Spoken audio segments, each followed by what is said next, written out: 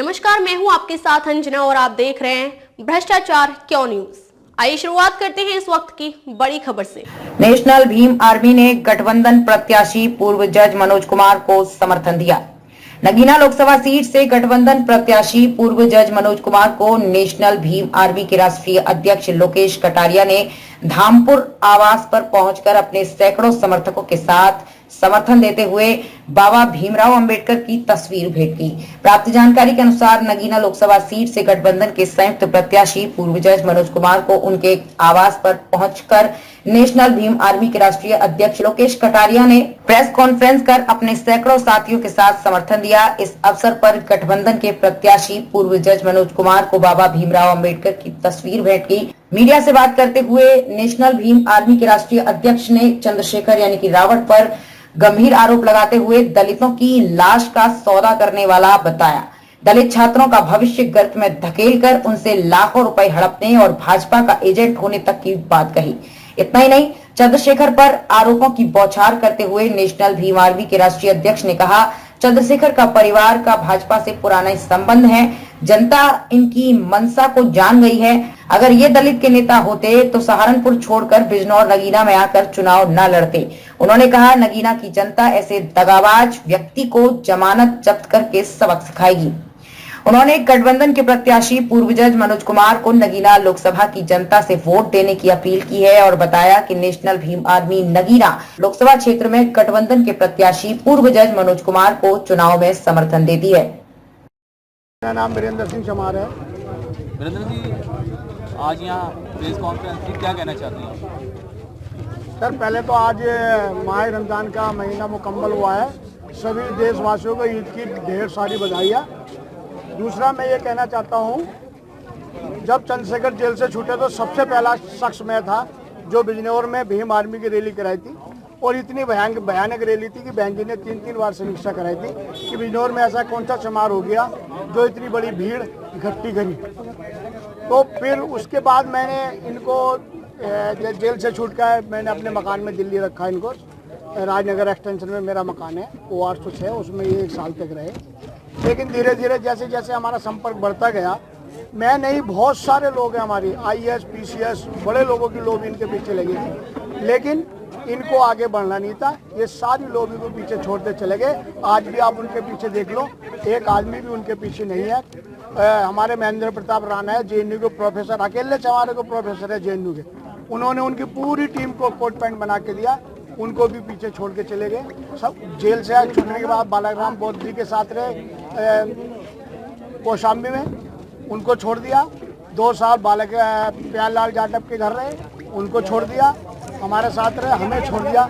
ऐसी क्या मजबूरी रही होगी चंद्रशेखर की कि एक इंटेलेक्चुअल लोगों के साथ वो नहीं रहना चाहता। क्या मैसेज देना चाहते हैं नगीना लोग? मैं अपने नगीना वासियों को ये देना चाहता हूँ कि चंद्रशेखर को अगर नेता बनना है तो पहले अपने सहारनपुर में जाए, कोई इलेक्शन जीत के दिखाए, पहले शुरुआत करे प्रधानी से। अगर वो प्रधानी जीत जाता है तो वो बिजनौर नगीना का नेता बनने लायक। चंद्रशेखर को जनता क्यों लाइक कर रही है? चंद्रशेखर को जनता लाइक नहीं कर रही।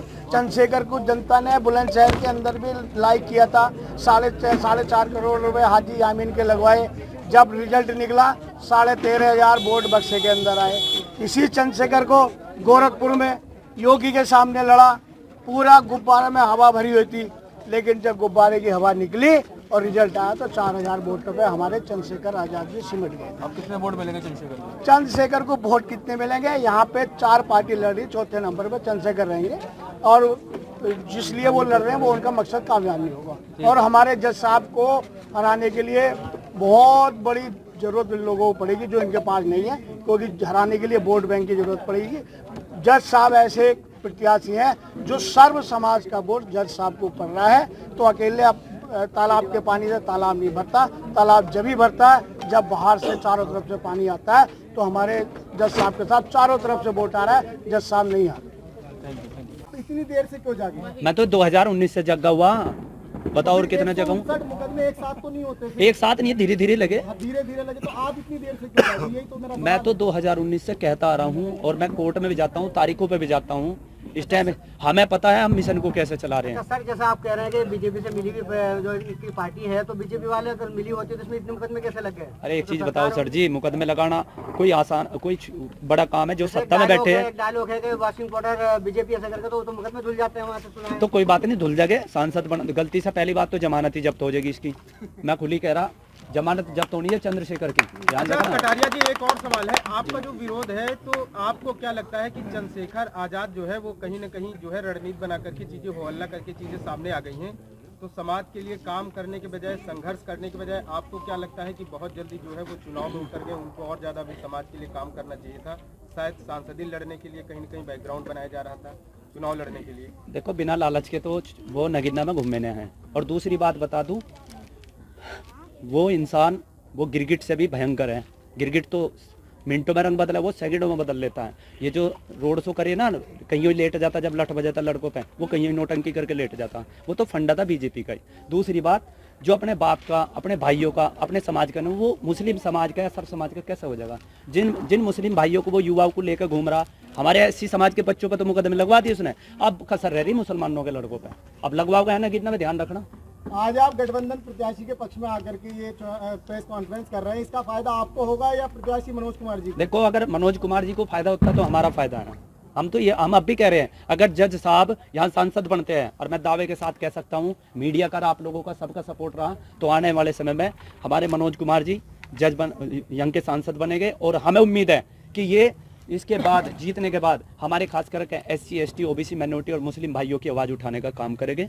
और पूरे जिले के अंदर जो ये खड्डे रखे ना, यह लंबे लंबे, जो सांसद था गिरीश चंद्र वर्मा, जो झांका भी नहीं आ, मैं खुद नगीना में गया घूमने के दिन दौरा करने। तो कटारिया जी आप ये बताइए मनोज कुमार जी को आप अपना समर्थन देने आए हैं, इसके अलावा आपको कोई ड्राफ्ट, कोई प्रपोजल लेके यहाँ नगीना के लिए कोई आप कुछ चीजें ऐसी भी लेकर के आए हैं क्या, कि मतलब नगीना को लेकर के ये चीजें अगर रखी जाए सामने, कुछ इस तरीके का प्रस्ताव भी है आप लेकर के आए? देखो, प्रस्ताव कुछ नहीं, हमारा तो यही निवेदन है इनसे कि जीतने के बाद मनोज कुमार जी, पूर्व ADG साहब, ईमानदारी से हमारे समाज के, खासकर मैं SC समाज की कह रहा, भाई SC समाज से हूँ, हमें भूल मत जाना, हम लोगों की आवाज उठाते हैं। सर मनोज कुमार जी उन्होंने बहुत सारी उनकी खामियां बताई हैं चंद्रशेखर के बारे में, तो इसका आपको लाभ मिलेगा सर? आप भी कुछ बताएंगे? खबरों में अब तक के लिए बस इतना ही। फिर मिलते हैं एक ऐसे ही बड़ी खबर के साथ। तब तक के लिए नमस्कार और देखते रहिए भ्रष्टाचार क्यों न्यूज।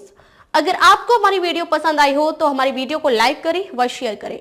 ऐसे लेटेस्ट अपडेट पाने के लिए हमारे YouTube चैनल को सब्सक्राइब कर बेल आइकन प्रेस करना ना भूलें। धन्यवाद।